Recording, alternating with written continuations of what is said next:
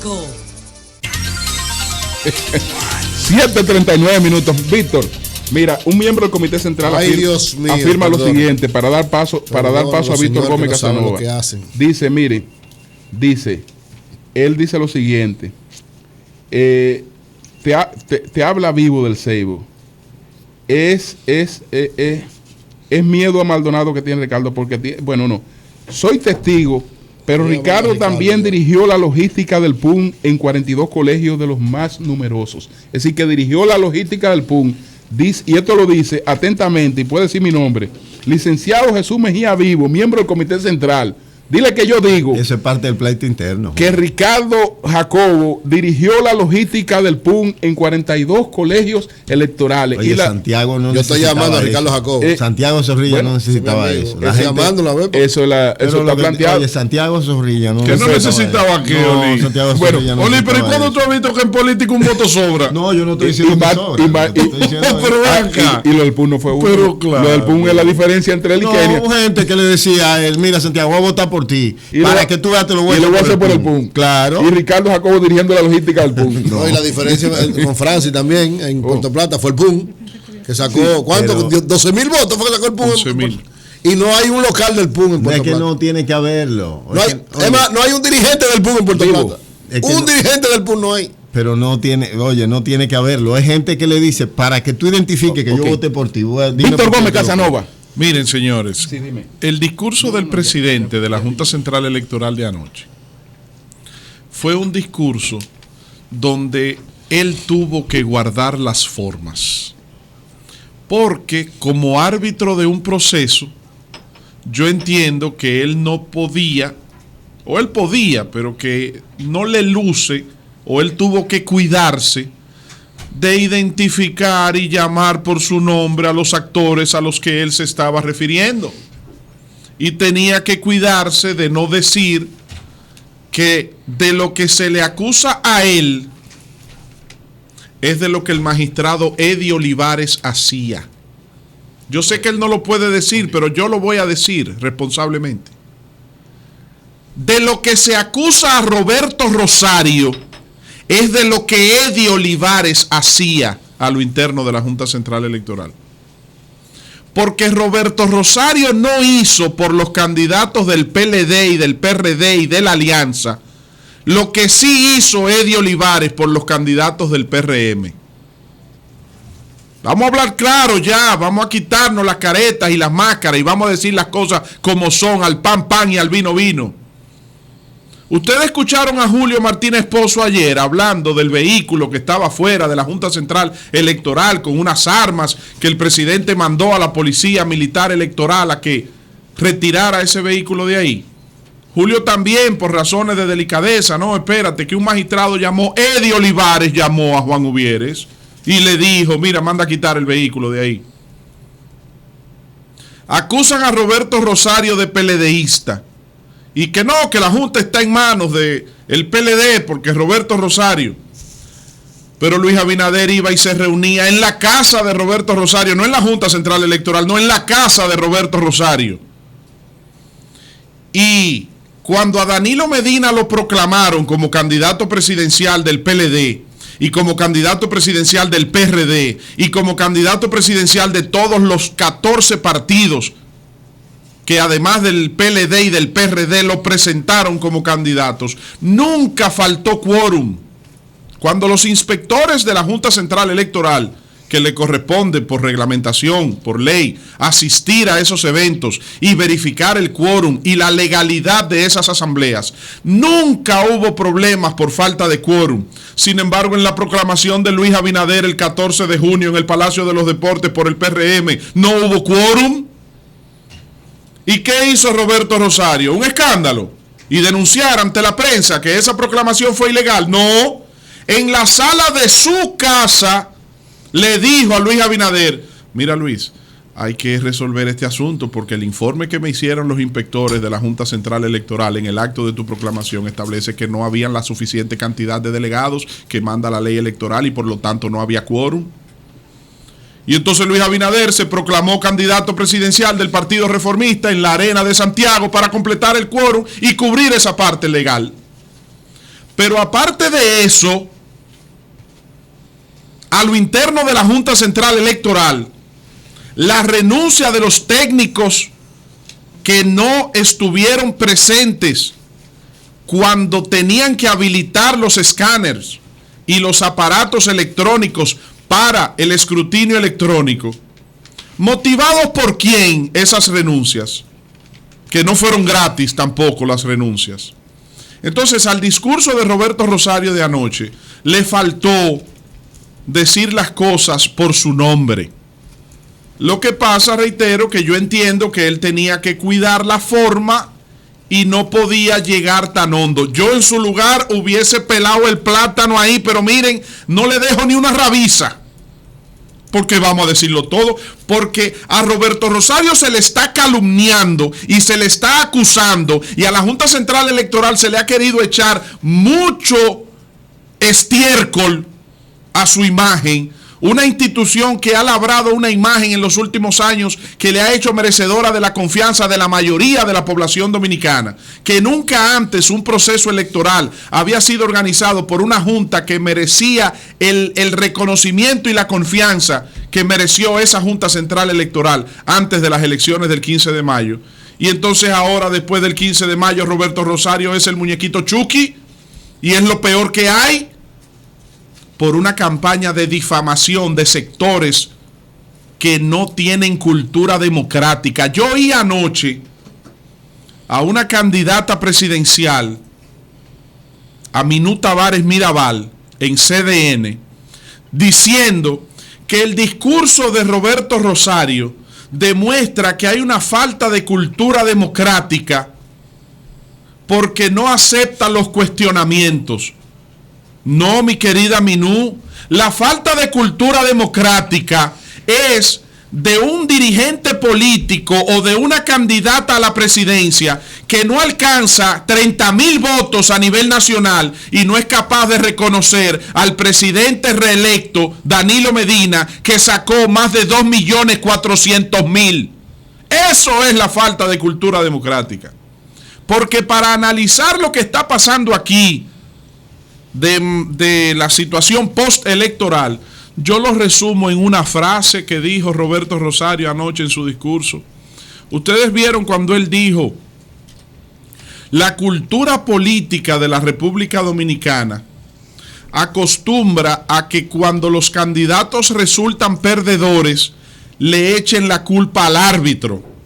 Aquí se eligieron el pasado domingo 15 de mayo 4.106 posiciones entre presidente, vicepresidenta, senadores, diputados, alcaldes, vicealcaldesas, regidores, suplentes de regidores, directores de distritos municipales, subdirectores de distritos municipales y vocales de juntas de distritos municipales. 4.106 posiciones.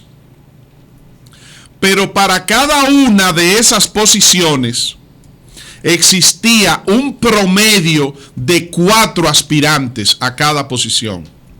Estamos hablando que participaron más de 16.500 candidatos y candidatas, aspirantes a esas 4.106 posiciones. Entonces, los que perdieron son 3 y hasta 4 veces más que los que ganaron. Y por lo general en la cultura política, el que gana se queda callado y no pelea y no tiene que salir a defender su triunfo. Ustedes han visto al PLD saliendo a defender el triunfo de Danilo Medina. Ustedes han oído a Danilo Medina o a Margarita Cedeño de Fernández refiriéndose al proceso electoral. Ustedes han oído a Reinaldo Paredo, a Francisco Javier García, o ustedes han oído a algunos de los candidatos electos, senadores, diputados, defendiendo su triunfo. No, porque la cultura es que el que ganó se queda callado, tranquilo, porque ya ganó. El que sale a hacer bulla, el que sale a hacer llamados de atención para justificar sus derrotas es el que pierde, salvo honrosas excepciones. Entonces, los que pierden para justificar que perdieron empiezan a criticar a la Junta y a cuestionar a la Junta y a calumniar a la Junta y al presidente de la Junta, que es Roberto Rosario Márquez. Y entonces ahora las elecciones fueron un tollo porque perdieron. Ustedes han oído a David Collado diciendo que las elecciones son un tollo y que hubo irregularidades en el proceso. Ustedes han oído a José Ignacio Paliza diciendo que estas elecciones fueron fraudulentas y que estas elecciones estuvieron con muchísimas irregularidades. Ustedes han oído a Santiago Zorrilla, el senador electo del Ceibo, diciendo que estas elecciones fueron elecciones irregulares y fraudulentas. Ustedes han oído a Josecito Jacín diciendo que estas elecciones y que esa Junta Central Electoral no sirve. Ustedes han oído a Kelvin Cruz, el alcalde de La Vega, diciendo que estas elecciones son elecciones que no fueron llevadas con el debido procedimiento. Por mencionarle tan solo algunos casos. Entonces no puede ser que las elecciones hayan sido buenas para los lugares donde ellos ganaron, para los niveles de elección donde ellos ganaron, y que hayan sido malas para que gane Danilo Medina, con el triunfo más aplastante, con la votación más alta jamás alcanzada por candidato presidencial alguno en la historia de República Dominicana. Entonces, lo que pasó aquí después del 15 de mayo es que los que perdieron no quisieron reconocer que perdieron, a pesar de haber perdido de manera humillante, porque así como nunca antes un candidato presidencial había sacado tantos votos, asimismo, nunca antes el que llegara segundo estaba tan atrás. Fue más de 1.400.000 votos que le sacó Danilo Medina de ventaja a Luis Abinader. Yo le doy gracias a Dios, porque ustedes se imaginan con esta actitud de esta gente que estas elecciones hubiesen terminado 51-49. Aquí los talibanes allá en Afganistán no quedaran chiquitos si hubiese ocurrido eso, porque si fuese 62-34 y le tiran bombas a una estancia infantil en Nagua y han matado ya varias personas y han entrado a tiro y han quemado gomas y han hecho, y mire el empresario que mataron en Mao porque iba cruzando en su vehículo. Entonces, señores, es simple y sencillamente que el que perdió no quiere reconocer que perdió y quiere decir que el proceso fue fraudulento. Eso es todo. Eso es todo lo que ha pasado aquí y lo que ha estado pasando aquí. Y concluyo con el siguiente ejemplo. Si una elección es cerrada, por ejemplo, miren, y les voy a mencionar un caso donde ganó un candidato de los de nosotros, de los que yo apoyé. Ahorita se incomoda conmigo porque así son las cosas de la vida. Yo no voy a cuestionar su triunfo de ninguna manera. Yo lo que quiero dejar dicho es que, por ejemplo, en Pedro Brán ganó el alcalde Ramón Gómez, el Mello, del PRD, pero ganó por 800 votos, ganó con un margen estrecho. Entonces, por 80 ahí votos, no fue por 80 votos. No, después cuando se hicieron el reconteo de las actas, apareció más. O sea, primero estaba, como dice Oli, cerrado por 84. Aparecen las actas. No, estaba ganando por 84 votos. La Poppy y Kimberly pidieron reconteo porque ahí hubo un triple empate. O sea, ahí ganaron. Los tres candidatos sacaron 30 y pico cada uno. El Mello 33 y pico, la Poppy 33 y Kimberly 32.8. O sea, fue parejito. Los tres candidatos llegaron prácticamente empate. Entonces, primero el Mello estaba ganando por 84 votos, la Poppy se regó, Kimberly se regó. Vamos a recontar que hay un lío ahí, hay un maco. Ahí se justifica porque fue por 80 votos la diferencia, por 800 votos la diferencia. Entonces ahí hay que recontar, pero hasta la sombra hay que recontarla en esos colegios de Pedro Brán, porque fue estrecho el margen. Pero ustedes han oído al senador Francis Vargas en Puerto Plata, que también fue por estrecho margen, pidiendo el reconteo, diciendo que Paliza no ganó en Puerto Plata.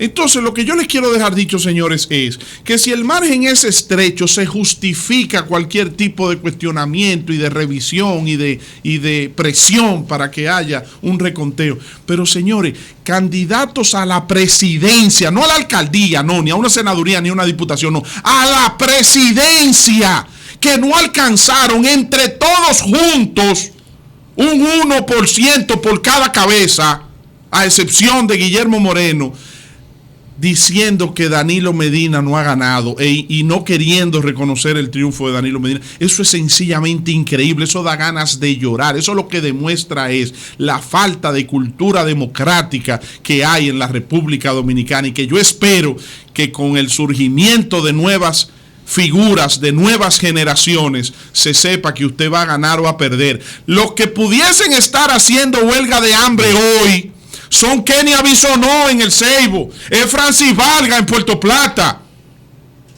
Y sin embargo, aceptaron y reconocieron el triunfo de sus contrincantes. Y los que perdieron por más de 1.400.000 votos de diferencia no tienen la dignidad de reconocer el triunfo de su adversario.